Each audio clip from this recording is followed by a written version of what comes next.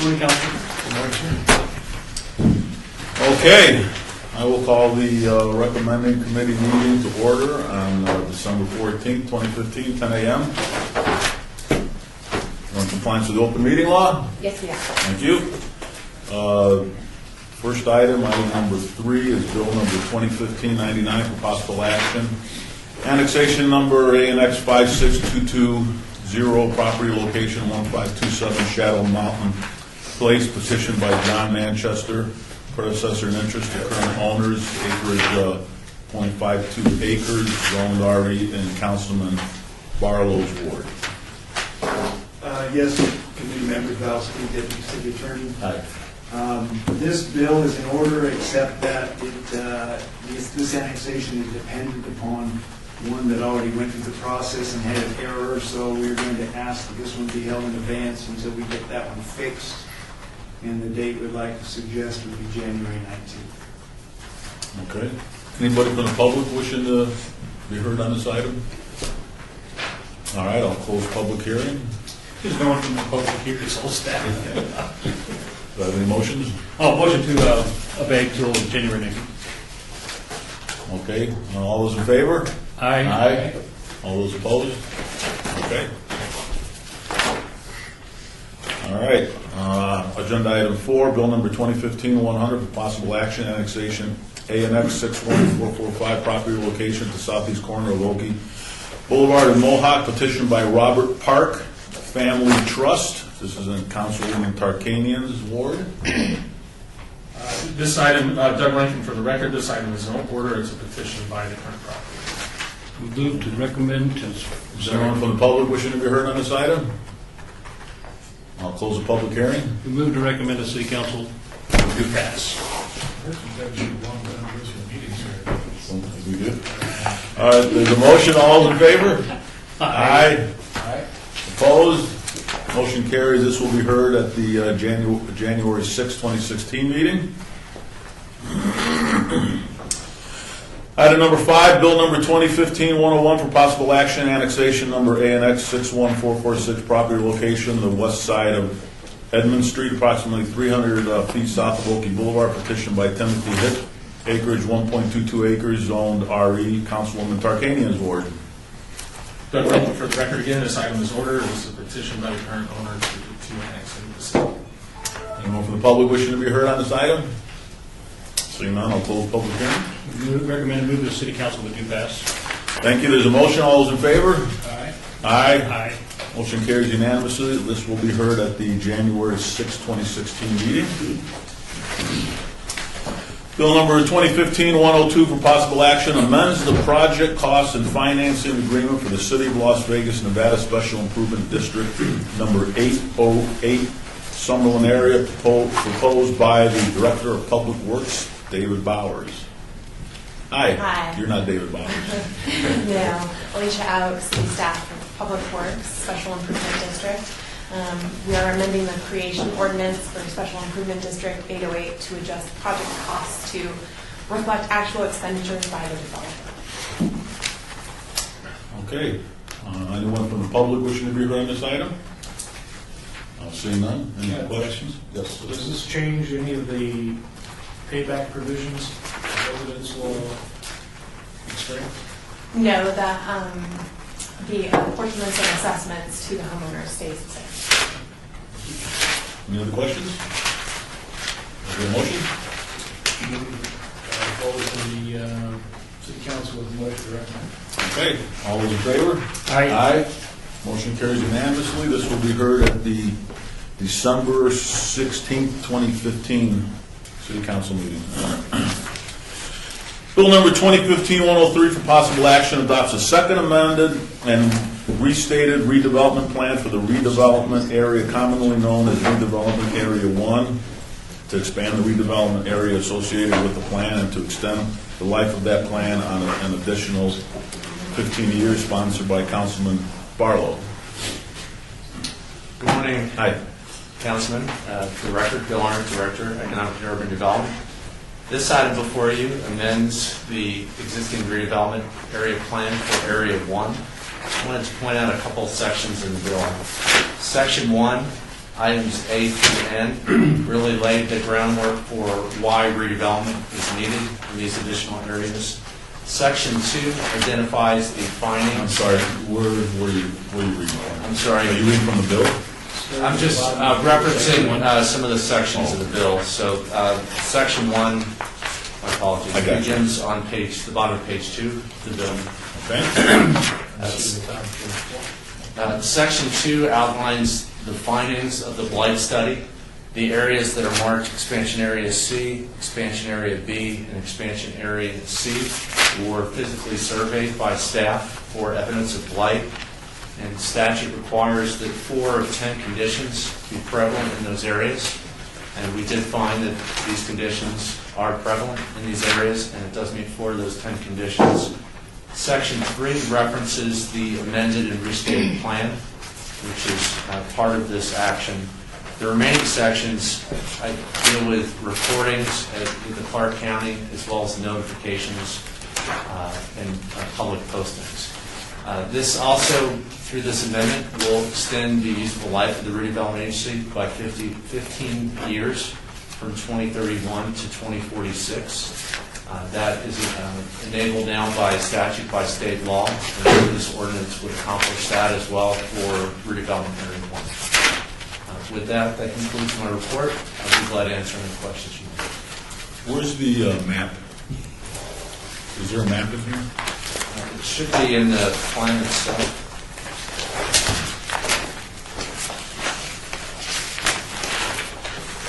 The development area also, page 37.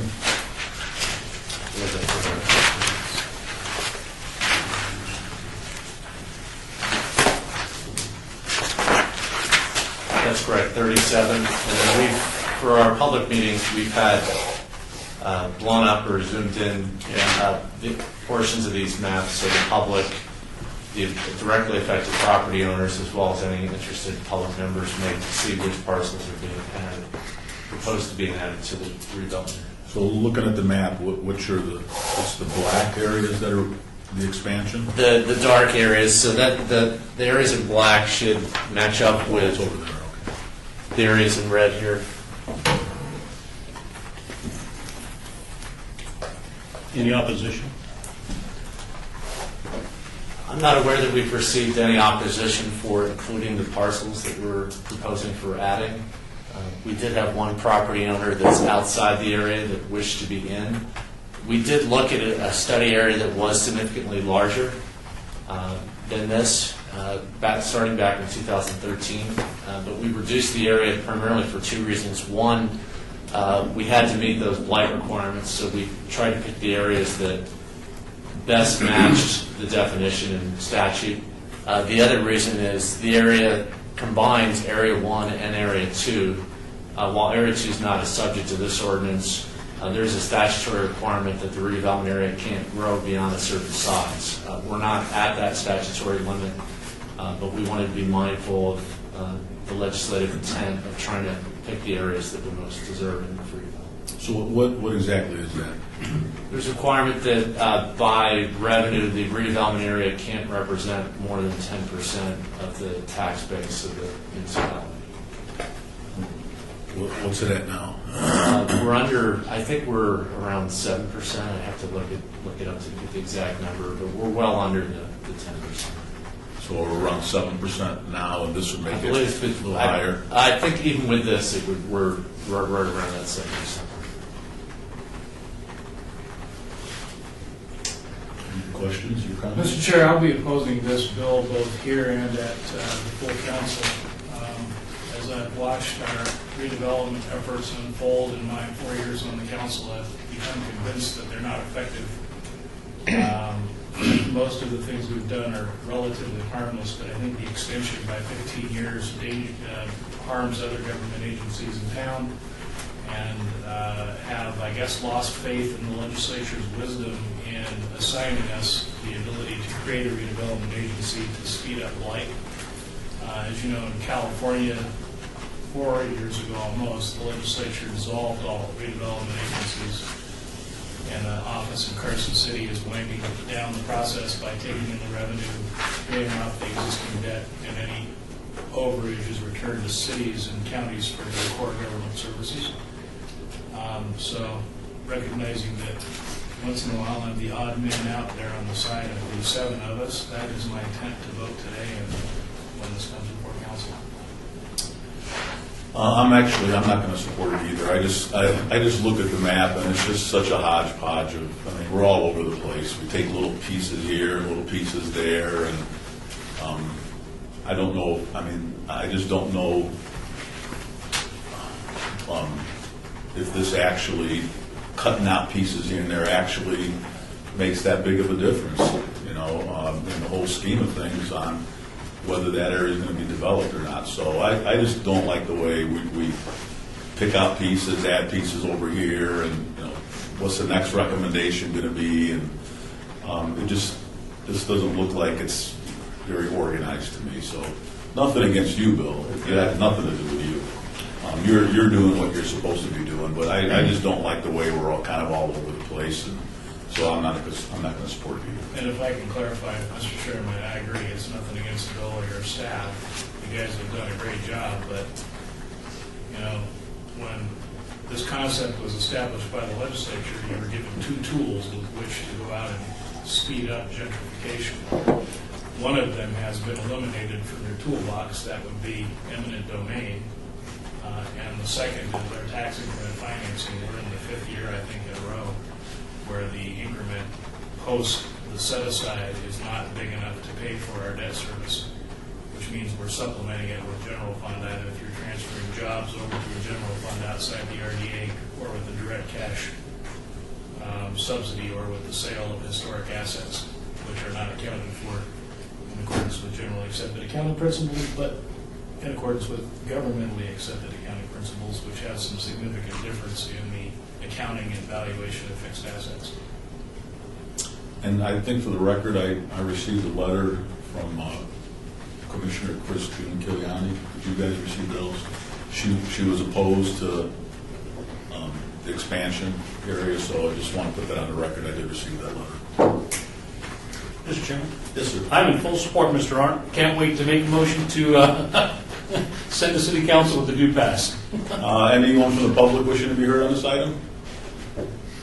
I'll close the public hearing. Any other questions or comments? That's my motion.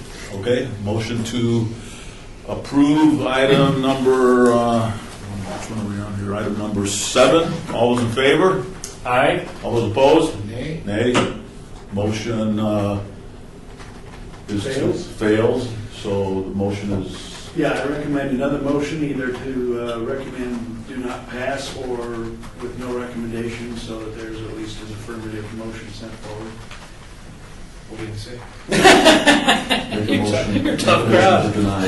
Motion to forward to city council with a note, with a recommendation to not to pass. Not pass. Correct. Any other questions? All those in favor? Aye. Aye. Opposed? No. Okay, motion carries to not recommend. Thank you very much. And that will go to the city council meeting on the 16th.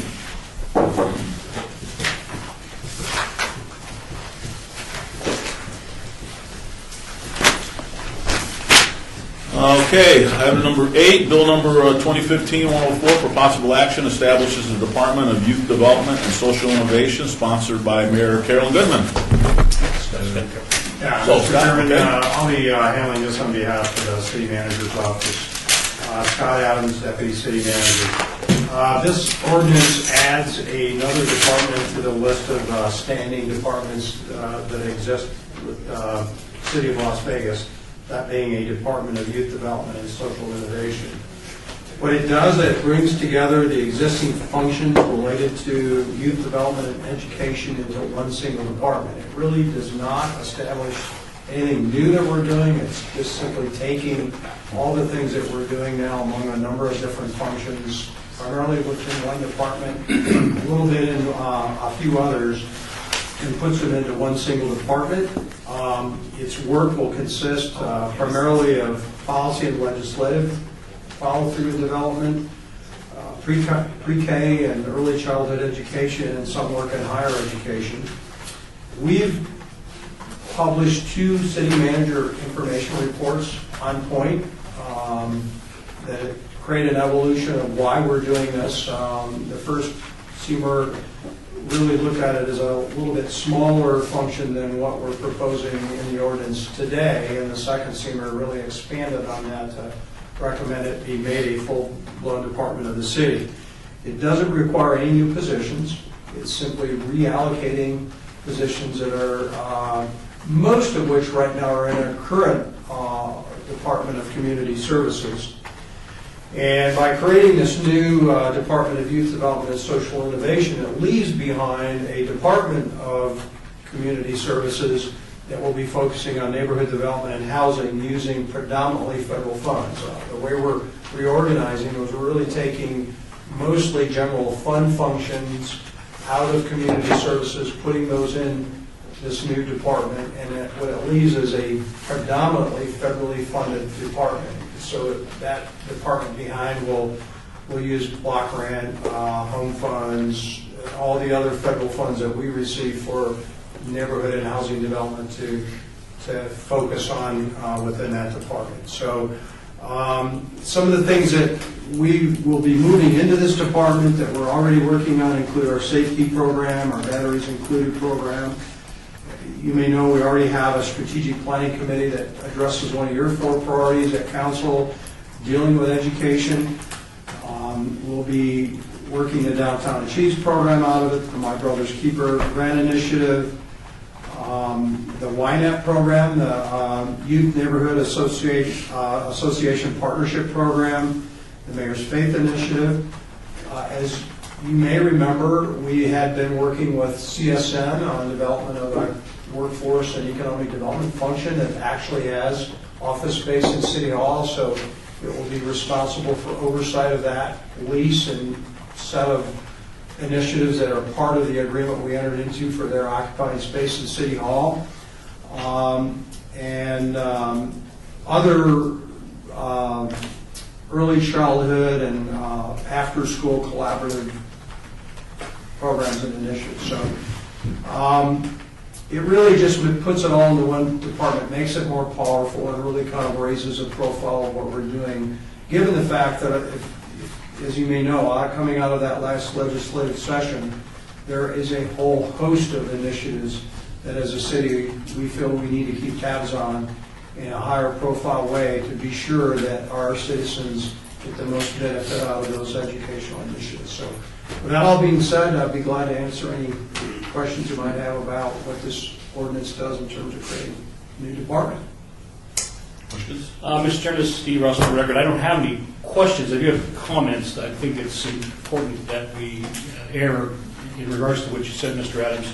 Recent legislation, the talk of the breakup of the Clark County School District. I think we, as the city of Las Vegas, need to once again demonstrate leadership, especially with the hot topic of education in Southern Nevada, and be prepared for whatever's coming down. I think city governments in other parts of this country, they run their school districts. We do not. I still think we've got to be at the table and support what you guys are trying to do here if that day comes. And I think the programs and initiatives that you just described have been very successful and continue to be that way. But it also puts a firm press for us to talk about how important education is and continue that discussion. Thank you, Mr. Chairman. And thank you. And I noticed the no fiscal impact box has been marked. Yeah, as I mentioned earlier, there are no new positions through the creation of this department. They're not really going to occupy any more space within City Hall. We're just kind of rearranging staffing, complexity of staffing by department. Where it really, I believe it could really result in a much more effective set of departments than we've had. Right now, we've got both the neighborhood development and housing functions combined with that education and youth development. By separating those, I think we create 2 more focused strategic departments that probably should be able to achieve more results than they are combined together. So that's really the philosophy behind creating a separate department for these issues and why we're making this recommendation. Any questions? I do. Yes. I guess my question is why we're using any general fund for these functions at all, given that the legislature has ordered us to spend 9% of our RDA revenue on education without any guidance. Wouldn't all of this qualify, and shouldn't we be funding it out of there? Well, we can. We do spend all of our education set aside, but the statute's very specific about how education set aside can be spent.